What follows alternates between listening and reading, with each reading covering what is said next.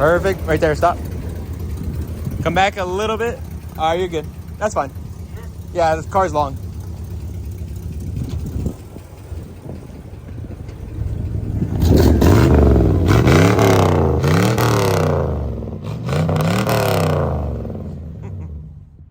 Cherry bombers. Cherry bombers.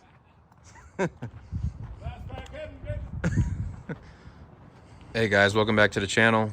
Zay here. I appreciate you guys' support. Thank you for watching another video. I'm trying to keep these going every week. At least pump out 1 to 2 videos. That's my main goal right now.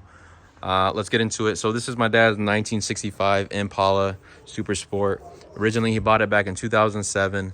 I pretty much grew up with this car, went to middle school, high school in this car. This car has been in my life for quite a bit of time. It's a beautiful car. It's all of it's pretty much original to the T, except for a couple things. Last time I did a disc brake conversion, brake booster, put power brakes in it. I also did the windshield wipers. I did new tires on it. I also put a spare in the back. Kind of just vacuum different things. Kind of just clean up the car a little bit. Nothing too crazy. This time around, it's not going to be like that. This time we're going to do some big upgrades. So stick around. Let's get into it.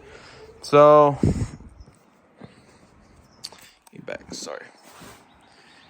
This car is probably my favorite year of Impala. Why? Am I biased because my dad bought this car? A little bit. I like 64s. I'm sure the 58, 59 are very beautiful too. I mean, those are the most sought after ones anyway.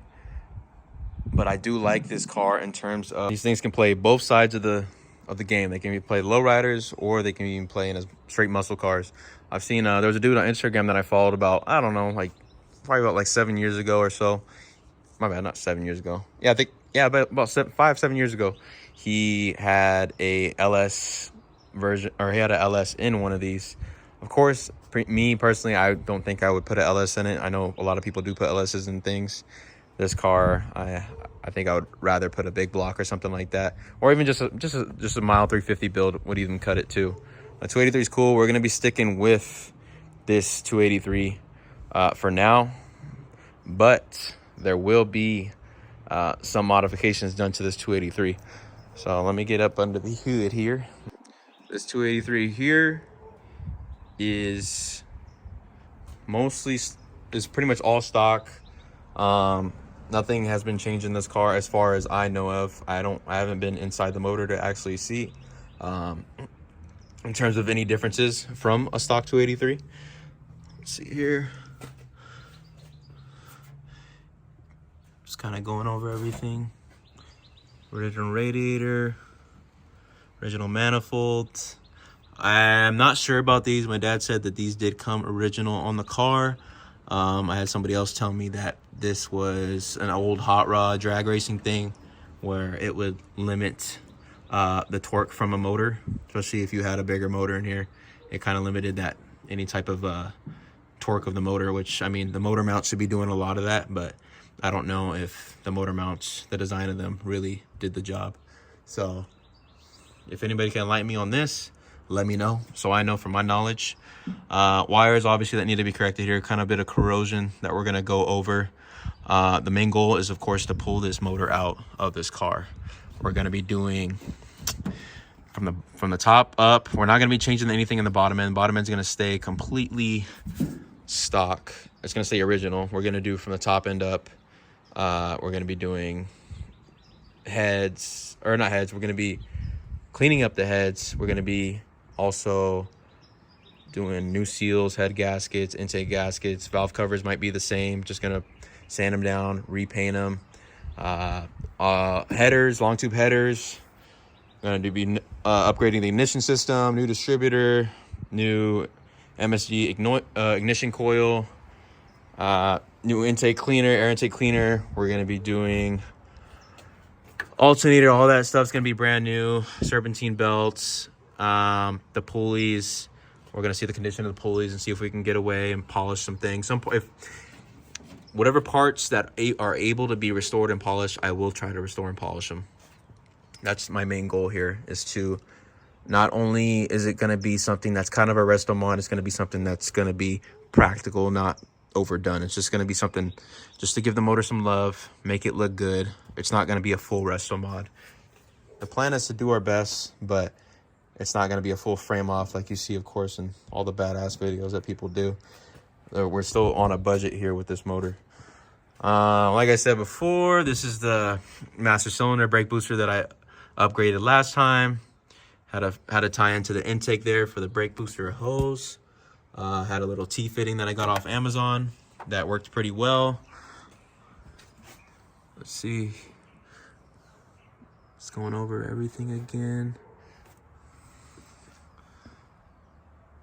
The originality is beautiful in this car. It's definitely something to appreciate. It single barrel carb. We're gonna be upgraded that as well. Trying to think. I think that's pretty much goes over everything we're gonna upgrade. I'm gonna go show you guys the parts that we're gonna be putting on.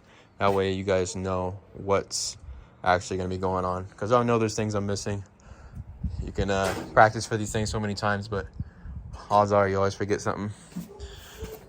All right, boys, let's go over what's going on, what she's gonna get upgrade wise. So as you can see here, we have the thumper cam from Competition Cam, same cam I was trying to go with in the Bronco but couldn't. We got new valve springs, we have new lifters. In this box, pretty much everything pertaining to oh, and also there's a timing chain in there as well. Let me close this box. I will leave it open. I have the upgraded intake that could support the 4-barrel carburetor. We have the Edelbrock carburetor over there. We have a new all aluminum radiator. I forget where that one is from. I think we got pretty much most of the parts on here off of Summit. We have a water pump. We got upgraded from the cast iron to all aluminum water pump. A new air cleaner that's chromed out. We have the seal kit, breather, a bunch of hardware. We still got to get new head bolts and a couple other things. This is not all the parts. We still have to get headers. We still have to get, like I said, any type of the head bolts. Let me see, what else? Other miscellaneous components that are going to need new rubber hoses that are going to need either to be cleaned up or replaced because it's not going to look right. The motor is going to have to have all new components or components that are up to par with either paint or how they look, because we're not going to do the motor half-ass and put an old alternator in there that's all rusty and then have it with a brand new motor. The point is to make the motor look good, make the car look good. It's an old car. It needs love. It needs a lot of love and work to get it where it should be. I think being the car is from 1965, it should definitely be looking great. It should be sounding great. It should be riding great. And I think it has the potential to ride a lot greater than any new car that's out there on the road today, straight from the factory. So this is just the parts. There's going to be other things to talk about suspension-wise that might be coming along. There's a couple other things that I have. Mirrors, seatbelts for the rear, got to do interior, got to do body work, paint, a bunch of different things. But we're all going to get to those things. This is only part one of these videos. Stay along, keep along, ask me those questions, that whatever you want to ask me, please ask me. I like feedback. Tell me how I'm doing with these videos. Tell me what you want to know more about. Stuff that even I don't know, I can figure out. That's the whole point, is that you guys are along the journey with me to figure out, to find out, to learn. That's what it's about here, learning. I don't know everything, but I sure as hell will figure out whatever you ask me.